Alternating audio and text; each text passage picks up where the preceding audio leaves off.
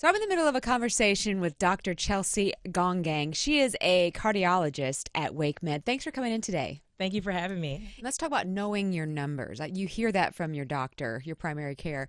What does it mean to know your numbers, and why is it so important? So the numbers really, really are important. And we always take them a little bit with a grain of salt depending on what that history is. So you have these modifiable and non-modifiable risk factors when it comes to heart disease.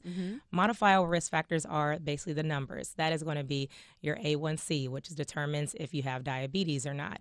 It is how you were able to tell over 3 months how your sugar levels have been, if they've been high or low. It gives us an average for those 3 months of being able to see it. A normal A1C is going to be less than 5.7. Anything over 6.5 is considered diabetes. That's the diagnosis. And then the next number that we look at is your cholesterol levels. So cholesterol levels, the LDL level, well, that's the bad cholesterol. I call it the low down dirty dog. It is bad LDL, low down. That is the one that we want the number to be under 100. And then HDL, your cholesterol, that's the happy cholesterol. That's the one that actually is like a vacuum cleaner. It goes around and it sops up all the bad stuff from your arteries. So you want that to be over the range of around 45 to 50.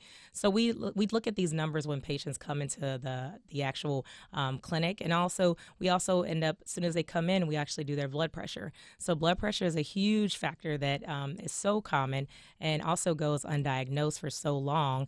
And that is what we want to be able to make sure that blood pressure is actually controlled. So having a blood pressure under 130/80 is going to be a normal blood pressure, and we want to be able to keep it in that range. If you're having blood pressures over that, then seeing your primary care doctor or a cardiologist is perfectly fine to be able to talk about.